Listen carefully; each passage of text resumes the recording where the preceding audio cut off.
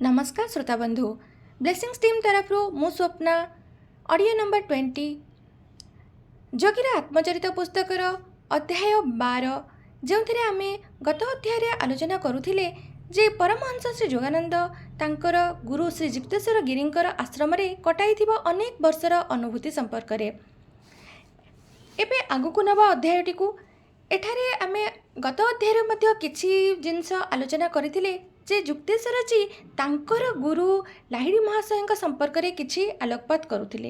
एबे सही आलोचना को आगुक नवा जे जुक्तेश्वर जी कहउचंती जे से जानिथिले जे तांकर गुरुदेव श्री लाहिड़ी महाशय जे कि एही जगत सृष्टिकर्तांकर स्वप्नर एक वास्तव रूप ताहा जानिथिले। ताहा छड़ा अन्य किछि नुह बोली मध्य से जानिथिले। दिव्य स्वप्नविलासी सहित तांकर गुरुदेव एकत्व स्थापन करिवार संपूर्ण ज्ञान तांको पाखरे थिला। सेथिपाई लाहिड़ी महाशय एही परिदृश्यमान जगतर स्वप्न कणिकार निज इच्छा अनुसार परिवर्तन आनी पारुथिले। जे कोनोसी वस्तु सृष्टि करि पारुथिले एवं विलोप मध्य करि पारुथिले।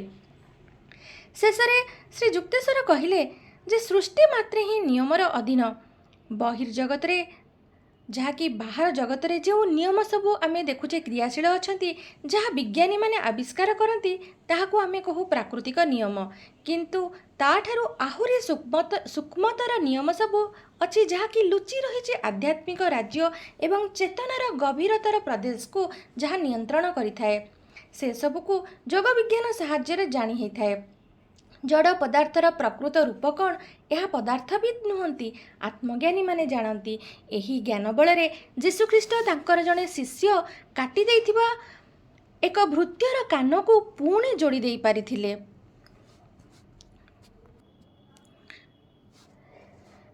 जोगानंद कहउछि जे तांकर गुरुदेव श्री जुक्तेश्वर थिले अपूर्व शास्त्र व्याख्याकार। तांकर अनेक सुख स्मृति तांकर एही शास्त्र व्याख्या सहित जड़ित किंतु से तांकर भावरत्न को अन्यमनस्क बा मूर्ख शिष्य मानक मध्य फोपाड़ी देउनथिले। शरीर रे सामान्य अस्थिर अंगचालना किंबा अन्यमनस्कतार सामान्य सूचना पाइले गुरुदेवकर प्रवचन बंद हो जाउतिला। एही भली एक घटना देखियाको मध्य मिलिथिला। दिने उपर बेला जुक्तेश्वर जी तांकर प्रवचन हठात बंद कर देई कहिले जोगानंद को जे तुमर मन एठारे नाही।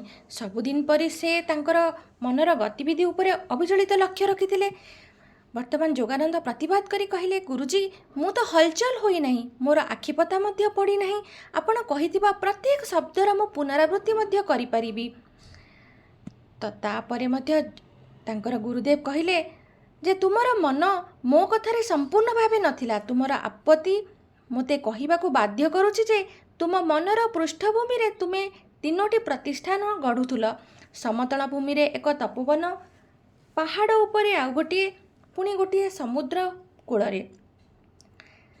जोगानंदकर मनर अवचेतन मन भितर थिबा एही चिंता सतरे किंतु वास्तविक अस्पष्ट रहिथिला।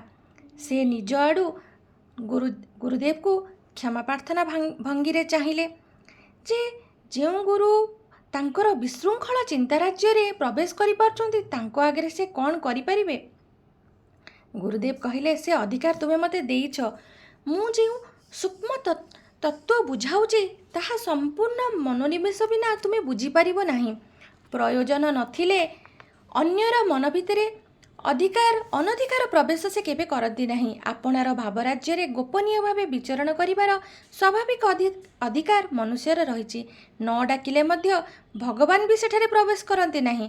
तेणु मु मध्य अनधिकार प्रवेश करिया को साहस करे नहीं बोली श्री जुक्तेश्वर कहउचंती। जोगानंद कहउछथि गुरुदेव सेठारे मु आपनको सर्वदा स्वागत करूछि। तापरे गुरुदेव कहिले तुमर गृह निर्माणर स्वप्न परे निश्चित साकार हेबो, वर्तमान किंतु तुमर पढ़िबार समय।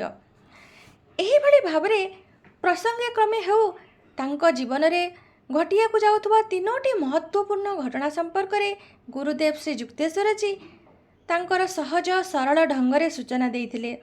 प्रथम यौवन समयरु से 3टी गृहर रहस्यमय आभास पाइथिले, प्रत्येक भिन्न भिन्न परिवेश मध्य ଶ୍ରୀଯୁକ୍ତେଶ୍ୱର ଯେଉଁ କ୍ରମରେ କହିଥିଲେ ଠିକ୍ ସେହି କ୍ରମରେ ଯୋଗାନନ୍ଦଙ୍କର ଏହି ସ୍ୱପ୍ନଗୁଡ଼ିକ ବାସ୍ତବ ରୂପ ନେଇଥିଲା। ପ୍ରଥମେ ରାଞ୍ଚିର ସମତଳ ଭୂମିରେ ବାଳକମାନଙ୍କ ପାଇଁ ଏକ ଯୋଗ ବିଦ୍ୟାଳୟ ସ୍ଥାପନ, ତାପରେ ଲସ୍ ଏଞ୍ଜେଲସର ଗୋଟିଏ ପାହାଡ଼ ଉପରେ ଆମେରିକାରେ ମୁଖ୍ୟ କାର୍ଯ୍ୟାଳୟ ଏବଂ ଶେଷରେ ବିଶାଳ ପ୍ରଶାନ୍ତ ମହାସାଗର ତଟରେ କାଲିଫର୍ଣ୍ଣିଆର ଏନ୍ସିନିଟାସରେ ଏକ ଆଶ୍ରମ ରଚନା। ଗୁରୁଦେବ ଦାମ୍ଭିକ ଦେଖାଇ କେବେ କହନ୍ତି ନାହିଁ ତାଙ୍କର ଯେ ସେ ଭବିଷ୍ୟତବାଣୀ ଶୁଣାଉଛନ୍ତି ଯେ ଏପରି ଏକ ଘଟଣା ଘଟିବ। ସେ କେବଳ ଆଭାସ ଦିଅନ୍ତି, ତୁମେ କ'ଣ ଭାବୁଛ ଏପରି ଘଟଣା ଘଟିପାରେ କି? କିନ୍ତୁ ତାଙ୍କର ସରଳ କଥାରେ ଲୁଚି ରହିଥାଏ ଅମୋଘ ବାକ୍ଶକ୍ତି। ତାଙ୍କର କଥା କେବେ ପ୍ରତ୍ୟାହୃତ ହୁଏ ନାହିଁ। ବାହ୍ୟ ଆବରଣ ଭିତରେ ଈଷତ୍ ଲୁକ୍କାୟିତ ତାଙ୍କର ଭବିଷ୍ୟତବାଣୀ କେବେ ହେଲେ ମିଥ୍ୟା ପ୍ରମାଣିତ ହୁଏ ନାହିଁ ବୋଲି ଯୋଗାନନ୍ଦ କହୁଛନ୍ତି। ଶ୍ରୀଯୁକ୍ତେଶ୍ୱର ଥିଲେ ଜଣେ ଗମ୍ଭୀର ପ୍ରକୃତିର ମଣିଷ। ଆଚରଣରେ ଥିଲେ ସେ ବାସ୍ତବବାଦୀ। ତାଙ୍କର କୌଣସି କଥାରେ ଅସ୍ପଷ୍ଟତା ନଥିଲା କିମ୍ବା ସେ ସ୍ୱପ୍ନିଳ ଅବାସ୍ତବତା ପରିଲକ୍ଷିତ ମଧ୍ୟ ହେଉନଥିଲା ତାଙ୍କର କଥାରେ। ସେ କହୁଥିଲେ ଯେ ସାଧୁ ହେବା ଅର୍ଥ ନୁହଁ ଯେ ମୂକ ପାଲଟିଯିବା। ଈଶ୍ୱରାନୁଭୂତି ମନୁଷ୍ୟକୁ ଅକର୍ମଣ୍ୟ କରେ ନାହିଁ। ସଦ୍ଗୁଣାବଳୀର ସକ୍ରିୟ ଅଭିବ୍ୟକ୍ତି ତୀକ୍ଷ୍ଣ ବୁଦ୍ଧିକୁ ବିକାଶୋନ୍ମୁଖୀରେ ନେଇଥାଏ। ତାଙ୍କର ଗୁରୁଦେବ ସୂକ୍ଷ୍ମ ଜଗତ ବିଷୟରେ ଆଲୋଚନା କରିବାକୁ ବିଶେଷ ଭାବରେ ଇଚ୍ଛା କରୁନଥିଲେ। ସେ କଥାବାର୍ତ୍ତାରେ ଚମକପ୍ରଦ ବିଷୟ ମଧ୍ୟ ଉଲ୍ଲେଖ କରୁନଥିଲେ। କାର୍ଯ୍ୟରେ ସେ ଥିଲେ ସମ୍ପୂର୍ଣ୍ଣ ଭାବେ ସ୍ପଷ୍ଟ। ଅନେକ ଗୁରୁ ଅଲୌକିକ ଘଟଣାମାନ ଦେଖାନ୍ତି, କଥା କହନ୍ତି ମଧ୍ୟ, କିନ୍ତୁ କାର୍ଯ୍ୟରେ ଦେଖାଇ ପାରନ୍ତି ନାହିଁ। କିନ୍ତୁ ଶ୍ରୀଯୁକ୍ତେଶ୍ୱର ସୂକ୍ଷ୍ମ ବିଧାନ ସମ୍ବନ୍ଧରେ କ୍ୱଚିତ୍ କଥା କହନ୍ତି। ସେ ନିଜ ଇଚ୍ଛା ଅନୁସାରେ ଗୋପନୀୟ ଭାବରେ ସେସବୁ କାର୍ଯ୍ୟରେ ପ୍ରୟୋଗ କରନ୍ତି। ସେ ବାହାରେ ଦେଖାଣିଆ ଭାବ ପ୍ରକାଶ କରନ୍ତି ନାହିଁ। ଗୁରୁଦେବ ତାଙ୍କର ବୁଝାଉଥିଲେ ଯେ ଅନ୍ତର ଭିତରୁ ଅନୁମତି ନ ପାଇବା ଯାଏ ଆତ୍ମଜ୍ଞାନୀ କୌଣସି ଅଲୌକିକତା ପ୍ରଦର୍ଶନ କରନ୍ତି ନାହିଁ। ତାଙ୍କର ସୃଷ୍ଟିର ରହସ୍ୟ ନିର୍ବିକାର ଭାବେ ପ୍ରକାଶ ପାଉ, ଏହା ଭଗବାନ ଚାହାନ୍ତି ନାହିଁ। ଏହି ପୃଥିବୀରେ ପ୍ରତ୍ୟେକ ବ୍ୟକ୍ତିର ନିଜର ସ୍ୱାଧୀନ ଇଚ୍ଛା ଉପରେ ଅବିଚ୍ଛେଦ୍ୟ ଅଧିକାର ରହିଛି। କୌଣସି ସାଧୁ ମହାତ୍ମା ସେହି ସ୍ୱାଧୀନତା ଉପରେ ହସ୍ତକ୍ଷେପ କରନ୍ତି ନାହିଁ। ଗଭୀର ଈଶ୍ୱରାନୁଭୂତି ଫଳରେ ମୌନ ରହିବା ଶ୍ରୀଯୁକ୍ତେଶ୍ୱରଙ୍କର ପ୍ରକୃତିଗତ ହୋଇଯାଇଥିଲା। ଆତ୍ମଲୋଭ ଅବଧି ନଥାଇ ଅନେକ ଗୁରୁ ତତ୍ତ୍ୱ ଉଦ୍ଘାଟନରେ ବ୍ୟସ୍ତ ଥାଆନ୍ତି। ସେସବୁ ପାଇଁ କିନ୍ତୁ ଶ୍ରୀଯୁକ୍ତେଶ୍ୱରଙ୍କ ପାଖରେ ସମୟ ନଥାଏ। ଯେମିତି ହିନ୍ଦୁ ଶାସ୍ତ୍ରରେ ଗୋଟିଏ ପ୍ରବାଦ ଅଛି ଯେ ଅଗଭୀର ମନରେ କ୍ଷୁଦ୍ର ଚିନ୍ତାର କେରାଣ୍ଡି ମାଛମାନେ ବହୁତ ଫଡ଼ ଫଡ଼ ଶବ୍ଦ କରନ୍ତି। ମହାସାଗର ପରି ଗଭୀର ମନରେ ତିମି ମାଛ ପରି ବିରାଟ ଅନୁଭବ କ୍ୱଚିତ୍ କମ୍ପନ ସୃଷ୍ଟି କରେ।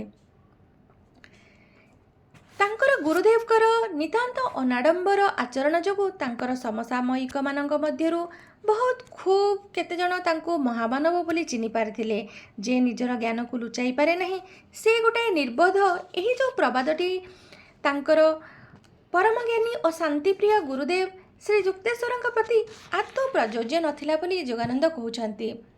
ଅନ୍ୟମାନଙ୍କ ଭଳି ମରଣଶୀଳ ହୋଇ ଜନ୍ମ ହୋଇଥିଲେ ମଧ୍ୟ ଶ୍ରୀଯୁକ୍ତେଶ୍ୱର ଦେଶ ଓ କାଳର ଅଧିପତିଙ୍କ ସହିତ ଯାହାକୁ ଆମେ କହୁ ସୃଷ୍ଟିକର୍ତ୍ତା, ତାଙ୍କ ସହିତ ସେ ଏକତ୍ୱ ସ୍ଥାପନ କରିପାରିଥିଲେ। ମନୁଷ୍ୟର ଦେବତ୍ୱ ପଥ ଲାଭ କରିବାରେ ସେ କୌଣସି ଅଲଙ୍ଘନୀୟ ବାଧା ଦେଖୁନଥିଲେ। ପରେ ଯୋଗାନନ୍ଦ ବୁଝିପାରିଥିଲେ ଯେ ଆଧ୍ୟାତ୍ମିକ ମାର୍ଗରେ ମନୁଷ୍ୟର ଦୁଃସାହସିକ ପ୍ରେରଣାର ଅଭାବ ଛଡ଼ା ପ୍ରକୃତରେ ଅନ୍ୟ କୌଣସି ବାଧା ନଥାଏ। ଶ୍ରୀଯୁକ୍ତେଶ୍ୱରଙ୍କର ପବିତ୍ର ଚରଣ ସ୍ପର୍ଶରେ ସବୁବେଳେ ଯୋଗାନନ୍ଦଙ୍କର ଶରୀର ରୋମାଞ୍ଚିତ ହୋଇ ଉଠୁଥିଲା। ଗୁରୁଙ୍କର ଭକ୍ତିପୂତ ସ୍ପର୍ଶରେ ଶିଷ୍ୟ ଆଧ୍ୟାତ୍ମିକ ଭାବରେ ପୁଲକିତ ହୋଇ ଉଠେ। ତା'ର ଶରୀରରେ ଏକ ସୂକ୍ଷ୍ମ ତଡ଼ିତ୍ ପ୍ରବାହିତ ହୋଇଥାଏ। ଅନ୍ତତଃ ମୁହୂର୍ତ୍ତକ ପାଇଁ ସେ ଦେଖେ ଯେ ମାୟାର ଗୁପ୍ତ ଆବରଣ ପ୍ରସାରିତ ହୋଇଯାଇଛି ଏବଂ ସେ ପରମାନନ୍ଦର ଆଭାସ ପାଇଛି। ଭାରତର ପ୍ରଥମ ପ୍ରଥା ଅନୁଯାୟୀ ତାଙ୍କର ଗୁରୁଦେବଙ୍କ ଚରଣ ତଳେ ସେ ଯେତେବେଳେ ନତଜାନୁ ହେଉଥିଲେ, ତାଙ୍କର ସମସ୍ତ ଶରୀର ମୁକ୍ତିର ଆଲୋକରେ ଉଦ୍ଭାସିତ ହୋଇ ଉଠୁଥିଲା।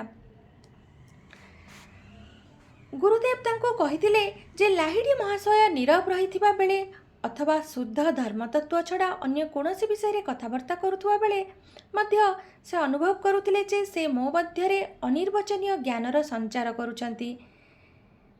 ଶ୍ରୀଯୁକ୍ତେଶ୍ୱର ଠିକ୍ ଏଇଭଳି ଭାବରେ ପ୍ରଭାବ ବିସ୍ତାର କରିଥିଲେ ଯୋଗାନନ୍ଦଙ୍କ ଉପରେ।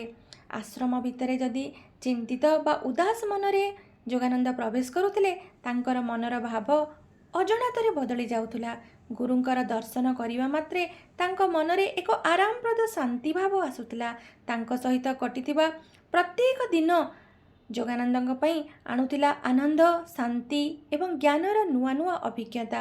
ଲୋଭ, କ୍ରୋଧ କିମ୍ବା କୌଣସି ମାନବୀୟ ଆସକ୍ତି ଦ୍ୱାରା ବିଭ୍ରାନ୍ତ ହେବା ବା ଭାବାବେଶରେ ଉତ୍ତେଜିତ ହେବା ସେ କେବେ ବି ଦେଖିନାହାନ୍ତି ଶ୍ରୀ ଯୁକ୍ତେଶ୍ୱରଜୀଙ୍କୁ। ଶ୍ରୀ ଯୁକ୍ତେଶ୍ୱର